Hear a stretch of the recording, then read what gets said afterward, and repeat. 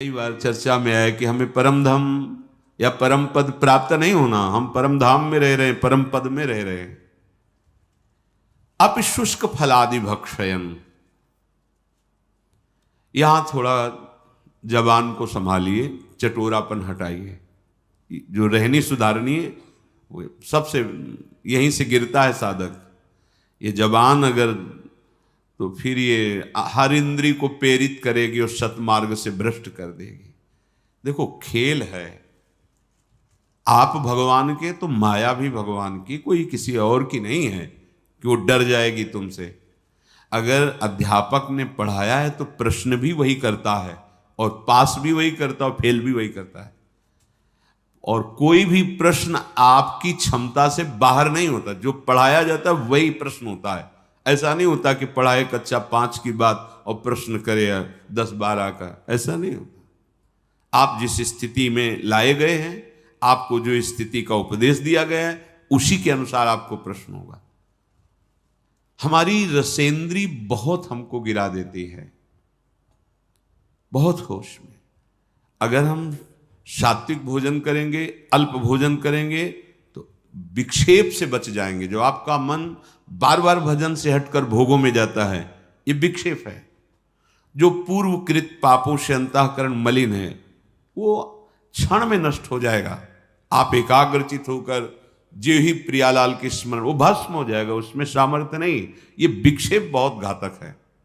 बार बार वृत्ति नाम में लगा और भाग करके संसार में जा रही रजोगुण तमोगुण आहार, ये रसेंद्री बहुत, जैसे दुग्ध है, खीर है, घृत है, पवित्र वस्तुएं हैं, पर ये मात्रा से अधिक ले लो तो तमोगुण पैदा कर देंगी। है सात्विक, तमोगुण पैदा कर देंगी। मात्रा में प्राण पोषण होता रहे, ये शरीर को अपना मैं मानकर रसेंद्री जिस स्वाद पूर्वक जो हम पाते हैं, ये भजन नहीं होने देता। बहुत बहुत ये अनुभव की बात है, क्योंकि जीवन इसी में गया है। अगर हमारा भोजन सात्विक हो, अल्प है, तो आप देखो पहले जैसे एकादशी रहते थे तो स्वाभाविक उस दिन ज्यादा भजन होता था थोड़ा। तो अगर हम रोज ऐसा अभ्यास कर लें, अल्प आहार करें, देखो शांत रहेगा चित्त, बात करने का मन नहीं करेगा। और जब अधिक भोजन, तो आप भोक्ता बन करके अधिक पा रहे हैं ना, यही तो आपके सब इंद्रियों को खुला छोड़ देगा। ये जो आपके इंद्रियों पर शासन करने का स्वभाव, हर गाड़ी में ब्रेक होता है, अगर ब्रेक ना हो तो नष्ट हो जाएगा। आपकी जीवन गाड़ी में संयम रूपी ब्रेक होनी चाहिए। हर इंद्री पर आपकी दृष्टि होनी चाहिए। इस समय किसका वेग है, जनेन्द्री का कि रसेंद्री का, नेत्रेंद्री का कि वाकेंद्री का, उदर का वेग है, किसका वेग है। हर समय सावधान, संयम रूपी ब्रेक बिल्कुल। जैसे कोई भी रास्ते पे चलता है ना, तो पैर भी ब्रेक में बिल्कुल सावधान, जरा तुरंत। आप ब्रेक को भूले हुए, संयम रूपी ब्रेक ही नहीं है। जो मनाया बोल रहे, जो मनाया खा रहे, जो मनाया देखा है, जहां मनाया खड़े हैं, जैसा मनाया व्यवहार कर, नहीं, ये उपासक का लक्षण नहीं है। सात्विक भोजन बहुत जरूरी है, बहुत जरूरी। पर भाई रोज सुन लो पर मानोगे नहीं तो कोई फर्क। अल्पाहार करो, देखो कितना अच्छा लगता है। बढ़ रहा है, चर्बी बढ़ रही, पेट बढ़ रहा है, वजन बढ़ रहा है, भजन नहीं हो रहा है। आप कहते भजन नहीं हो रहा, क्यों नहीं हो रहा है भजन? आप गृहस्थ हैं, बहुत मेहनत करते हैं, आपका ठीक है, जितना समय भजन में मन लगे, बीच बीच में नाम स्मरण किया, समर्पित कर दिया, सारे सेवा कार्य भी, वो भी भजन हो गया। समझिए, इन्हीं के राग के त्याग को वैराग्य कहते हैं, और वैरागी ही अनुरागी होता है। जगते होए फिरे वैरागी, वृंदावन रस में अनुरागी। जब तक ये जग का मतलब हम बाहर देखने लगते हैं, यही है जग, इससे राग छोड़ो, सबसे छूट जाएगा। मूल यही है, इंद्रियों के राग, मन के राग, शरीर के राग, इसको समझो, अध्यात्म को समझो। भूल मत करो, भूल मत करो। इसको सजाने का मतलब है बंधन दृढ़ कर रहे हो, समझो। ये शरीर तुम नहीं हो, यहाँ अंगूठी, यहाँ वो चैन सोने की और ये वो। आप इस शरीर का राग पुष्ट कर रहे हो। शरीर का राग पुष्ट होगा तो वासनाओं की धूम मचेगी, वासनाओं के वशीभूत होकर आचरण करोगे, दुर्गति हो जाएगी।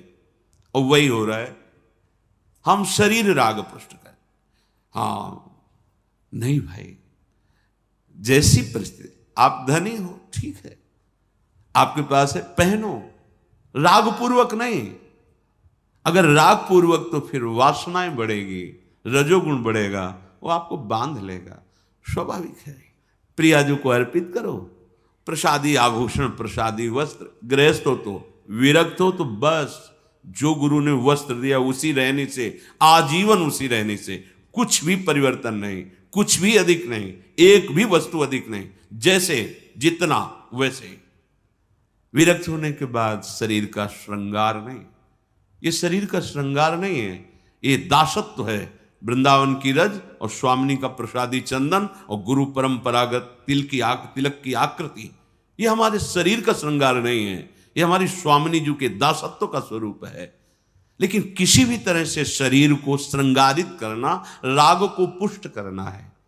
श्रीपाद कह रहे अप शुष्क फलादि भक्षयन, रूखा सूखा फल अन्न जो मिल जाए भक्षयन, प्राण पोषण के लिए डाल लो, उस पे बुद्धि अपने। जहां सुनते हैं ना, क्या है आज खीर, आज ये, आज वो वस्तु, तो पहले आपका चिंतन बना, संभालना, चिंतन बना रागात्मक। अच्छा, आप एकाग्र हुए, हर्षित हुए, गए, वो वस्तु तो बाद में सेवन करेंगे, वृत्ति तो पहले आपने खराब कर ली। आपको सुनकर हर्ष नहीं होना चाहिए। अगर भगवत प्राप्ति करनी है तो प्रियाजू का प्रसाद है, बस इतनी बुद्धि रखनी। वो क्या क्या है ये मुझे नहीं देखना है, प्रियाजू का प्रसाद है, वो जैसा भी हो, वो हमारी लाड। प्रसादम स्वामिन्या स्वकर दत्तम प्रणेता। श्री स्वामिनी जी ने प्रेम पूर्वक कृपा करके हमें जो स्वाद पाते हुए अब प्रसाद दिया, हम उससे पाते हैं, उससे अपने प्राणों का पोषण करते हैं। नाम वाणी से स्वरूप का पोषण होता है और प्रगट प्रसाद से देह का पोषण हो रहा है।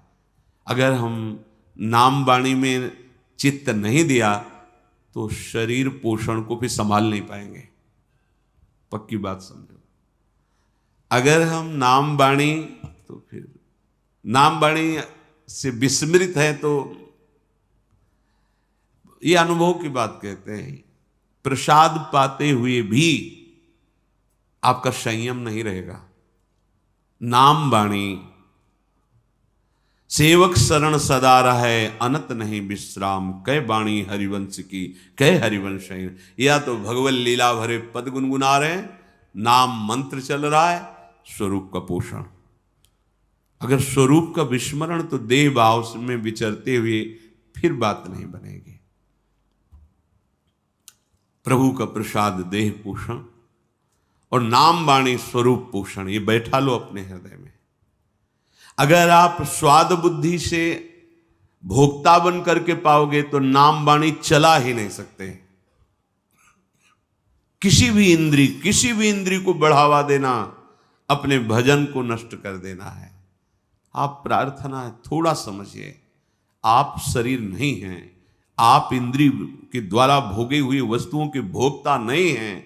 आप स्वरूप में स्वयं अखंडानंद हैं, स्वयं भगवदानंद हैं। आप अपने आनंद को भूलकर जो शरीर भाव से विषयों में विचर रहे हो, कभी आनंद का अनुभव नहीं होगा। आप लौटोगे तो देखेंगे आपके अंदर कोई इच्छा ही नहीं रह जाएगी, इतना अंदर आनंद भरा हुआ है। आनंद समुद्र हो तुम, कैसे समझाएं। पानी में मीन पियासी, मुँह सुन सुन आवे हांसी, महापुरुष जन कहते हैं। पानी में मीन पियासी, मुँह सुन सुन आवे हांसी। अरे आनंद सिंधु के मध्य में वास करने वाले आनंद सिंधु, तो इन बिंदुओं से, ओस कणों से अपनी प्यास बुझाना चाहता है। हंसी की बात है, तू आनंद समुद्र में है, आनंद सिंधु मध्य तो वासा, और मर कहाँ रहा है, ओस कणों से प्यास बुझाना चाहता है।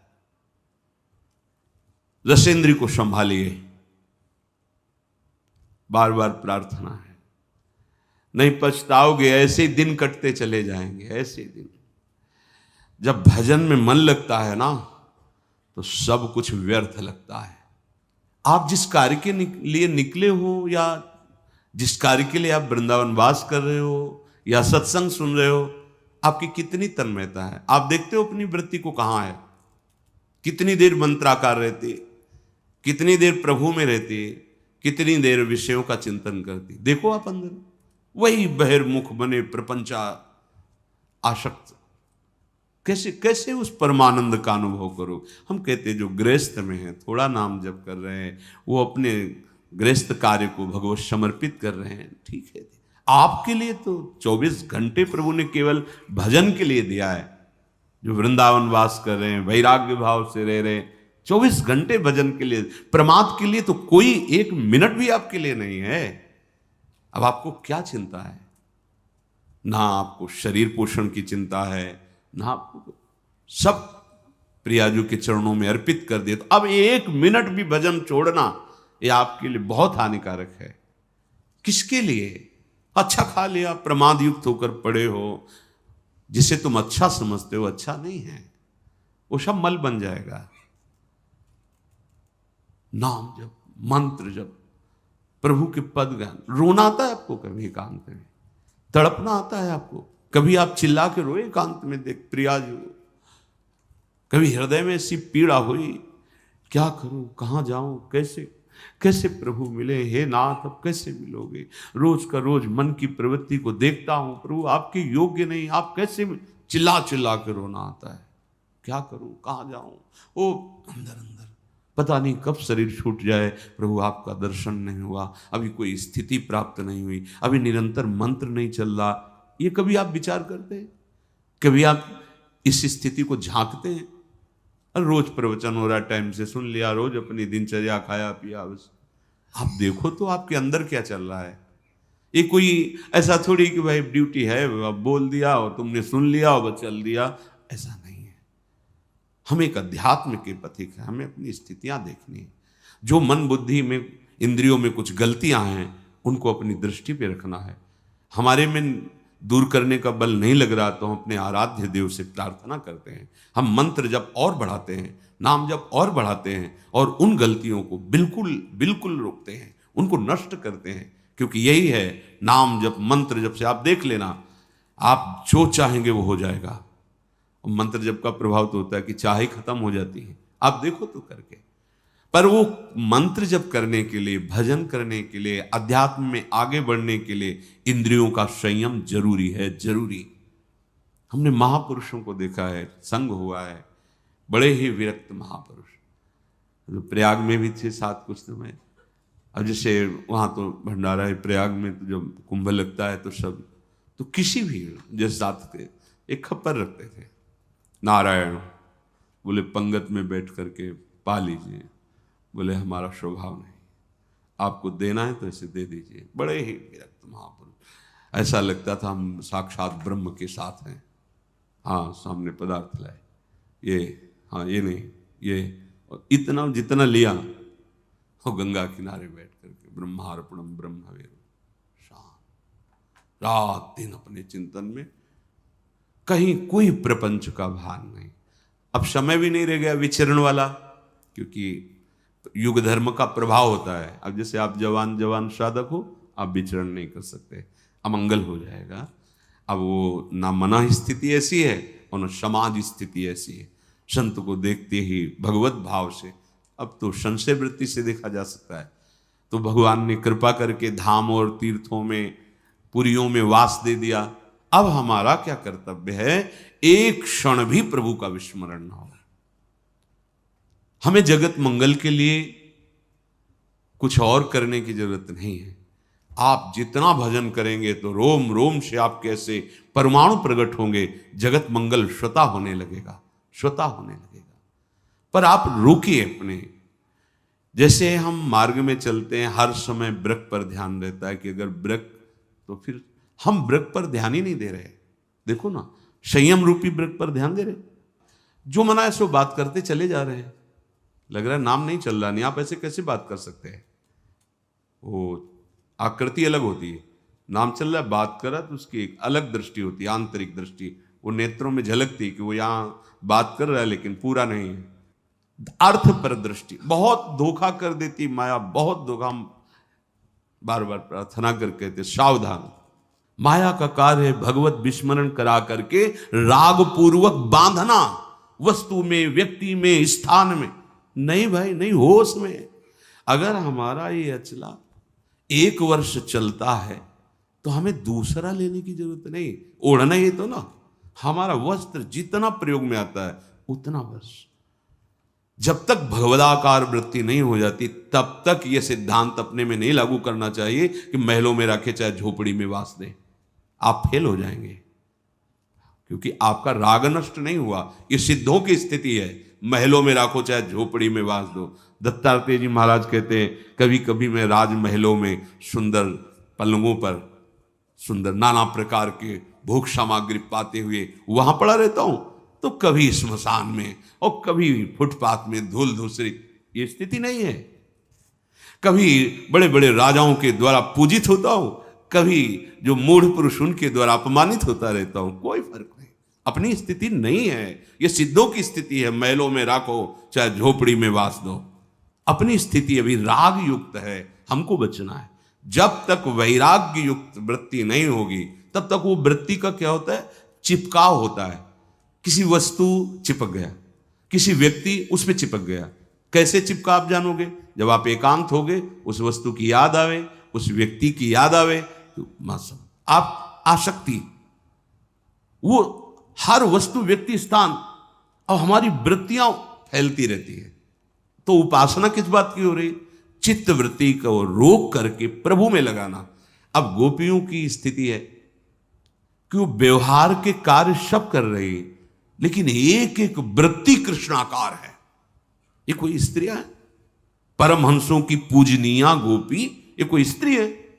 मुरारी पादार्पित चित्त वृत्ति। ओह, बड़े बड़े महापुरुषों ने इनकी चरण रज वंदना की। एक दिन वो संत आए थे महाराष्ट्र से, कृपा करके परिकर। कोई कोई शब्द होता है जो एकदम दिमाग में छा जाता है। वो बोले जिसके मुख में राम तिनको करूं प्रणाम, वैसे पद गा रहे तो तुकाराम जी का, हे जिसके मुख में नाम, वो कह रहे प्रणाम करता हूं मैं उसको। और कोई साधन की बात नहीं, जिसके भागवत में यज्जिभ्यागे वर्तते नाम तुभ्यम, बार बार हम आपको इशारा कर रहे हैं। सब साधना का, सब तीर्थों का, सब सत्संग का, सब शास्त्रों का एक फल, तुम्हारा नाम न छूटे, मंत्र न छूटे। अगर आप इस पर हैं तो फिर ये प्रपंच की वार्ता कौन करेगा? फिर ये नाना प्रकार के स्वादिष्ट पदार्थ कौन स्वाद लेगा?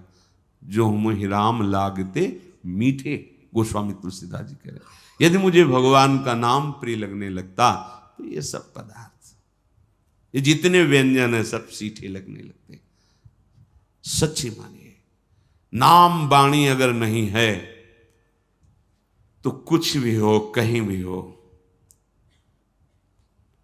आपके हृदय की चिंतन वृत्ति जगत में रहेगी तो अशांति, दुख, क्लेश, बंधन, ईर्ष्या, द्वेष ये बना है। तो हम धाम में कहां हैं? हमें बताओ। आपके अंदर ईर्ष्या है, द्वेष है, नाना प्रकार के कुविचार हैं, तो परमानंद में प्रियालाल के महल में रहते हुए आप कहां हो? विचार करके देखो। नाम वाणी चल रहे, एक आनंद की उमंग। कैसे? कुछ नहीं सुनाई देता, कुछ देखने की वो अलग दृश्य होता है। आपकी दृष्टि में अलग ही चल रहा है, अलग ऋतु चल रही है, अलग सौंदर्य चल रहा है, अलग बातें चल रही। खोए हुए हो आप, ये आनंद लेने के लिए आए हो? हे भाई, ये रूप कोई आनंद वाले नहीं है, ये देह कोई आनंद वाले नहीं है, यहां कोई भी भोग आनंद वाला नहीं है। ये बड़े बड़े महापुरुषों का जब निकले थे तो पूर्व महापुरुषों की कृपा से, पूर्व जन्म के प्रताप से एक बात थी कि मुझे वो जो इनमें लिखा है कि भगवान का नाम अमृत, भगवान के नाम में बड़ा स्वाद, भगवान जीवन धन, वो हमें देखना है। बस ये लगन ने धज्जियां उड़ा दी संसार के राग की। कभी अन्य की आश्रय वृत्ति हृदय में गुरु कृपा से नहीं आई। हरि कृपा, क्योंकि लक्ष्य था, जो लिखा है उसको देखना है। तो आप तो सुन रहे हैं, आपको तो रोज शास्त्रों की सार बातें सुनने को मिल रही, अलग अलग ग्रंथों में तुम्हें पढ़ने की जरूरत नहीं, सब यही सुनने को मिल रहा है। रोज सत्संग हो रहा है, रोज आपको भगवत सेवा के दिनचर्या में मन लगाना ही पड़ेगा, जबरदस्ती लगाना पड़ेगा।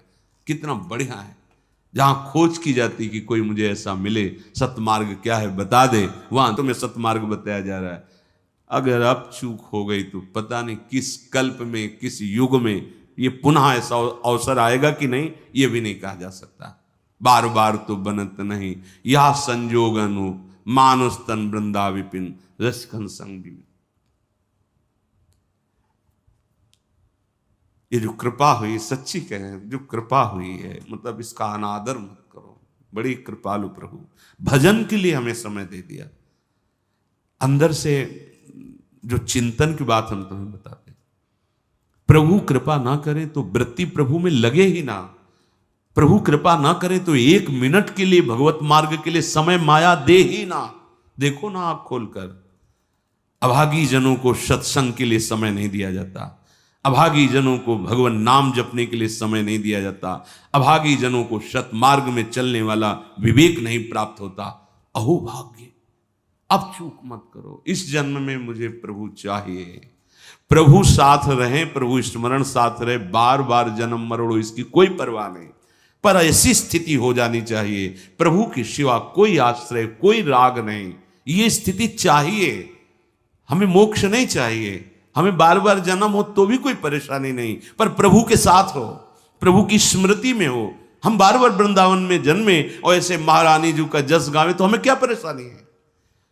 हमें कभी मोक्ष न मिले, हम सब बार बार जन्मे, ऐसे ही रोज श्री जी की जय जयकार हो, उनकी सेवा हो, नाम गुण कीर्तन हो, इससे बड़ा परम पद और क्या होगा? नहीं चाहिए मोक्ष, पर हमारी स्थिति, ये अंदर की स्थिति होनी चाहिए। अगर अंदर की स्थिति भोगों में है, राग द्वेष में है, तो आप वो फिर ना तो इधर समझ पा रहे हो ना इधर समझ पा रहे हो, बीच बीच में जीवन गंवाना ठीक नहीं है। गृहस्थी में जो है, भोगों में जो लगे हुए हैं, तो जगने का चांस है कि भाई सोए हैं कभी तो जगेंगे, जब जगेंगे तो होश आ जाएगा। लेकिन आप जग करके सोने का नाटक कर रहे हैं, अब आपके ऊपर क्या उपाय किया जाए? सोया हुआ पुरुष तो जगने का चांस है, लेकिन जगा हुआ पुरुष सोने का नाटक करे तो कैसे जगाया जा सकता है? इसलिए बहुत सावधान। अपि शुष्क फलादि भक्षयन क्षुधितो निर्झरवा विवम तृषा। भूख लगे तो रूखा सूखा जैसा सबसे उत्तम वृत्ति आकाश वृत्ति मानी गई है। शांत जहां है जैसे, वो प्रभु भेजेगा। फिर द्वितीय माधुकरी वृत्ति विरक्त के लिए, फिर और वृत्तियां हैं, एकत्रित कर लिया 6 महीने साल भर उसको पाते रहे, ऐसे अलग अलग वृत्तियां हैं। जो भी रूखा सूखा मिले, हर समय जैसे मां अपने बच्चे पर दृष्टि रखती है, ऐसे भगवान अपने शरणागत पर रखते हैं। भजन में डूब रहे माधवदास बाबा जी, एक छोटी सी झोपड़ी तृण की बनाए हुई है समुद्र के किनारे, और कुटिया में प्रवेश करके पीठ करते हैं कुटिया में प्रवेश द्वार की तरफ, और मुंह करते हैं ऐसे, जो तृण का कुटिया है, प्रवेश द्वार से देखो तो पीठ दिखाई देगी, नहीं निकलना, बस निरंतर मंत्राकार वृत्ति, नाम जप। ठाकुर जी के सामने भोग पधराया गया, पर्दा किया, वही पूरी भोग की थाल उठा के आ गए। उनको पता है तुम भजन कर रहे हो, उनको पता है तुम उनके शरणागत हो, एक एक क्षण देख रहे हैं। इसीलिए जब विरक्त उपासकों को, अनुरागी जनों को आहार नहीं मिलता, भोजन नहीं मिलता, तो समझ जाते आज प्रभु भूख ही पवाना चाहते हैं। ठीक है, प्रसन्न एक समय है, चिंतन गया, देखा नहीं है, समय कृत बस अपने स्वरूप में। आज प्रभु की ऐसी इच्छा है, आज प्रभु का यही विधान है, क्योंकि वो देख रहे हैं ना, वो देख रहे हैं। प्रभु स्वयं अपनी थाल लेकर के गए, बाबा प्रसाद, भजन पूरा हो जाएगा, हम रख दो, बाद में अपनी थाल ले जाना। कितने निरपेक्ष। हमें प्रभु हर क्षण देख रहे, हमें चिंता नहीं करनी, विरक्त की बात करें। गृहस्थ में जो कर्तव्य कर्म है, जो कुछ धर्म के द्वारा वो बनाओ, भोग लगाओ, अतिथि सेवा करो, परिवार की सेवा करो, भगवान नाम जप करो, वो सब कुछ प्रभु को समर्पित कर दो, वही गति होगी जो एक विरक्त की होती है। हमें प्रभु प्रतिपल देख रहे, ये बात हृदय में बैठा लो। हर समय आप प्रभु की नजर में हो, वो तुम्हें देख। ऐसा मत समझो कि जैसे कुछ लोगों को ऐसा होता है कि गिन के नाम जप करें तो उसमें रहेगा इतना, अगर बिना गिने तो मतलब शायद गणना में ना आवे। नहीं नहीं, एक एक वृत्ति तुम्हारी वहां प्रभु की दृष्टि में है। नाम की अधिक आवृत्ति हो बार बार, इसलिए माला का आश्रय लेते हैं। नहीं, खास बात है सुमिरन, चित्त वृत्ति का प्रभु में निरंतर लगे रहना। माला से हो, काउंटर से हो, आजकल चला है, या बिना माला से हो, जैसे भी बने तुम्हें, तुम्हारी वृत्ति प्रभु में लगी रहे। उसके लिए आवश्यक है आपका आहार शुद्ध होना।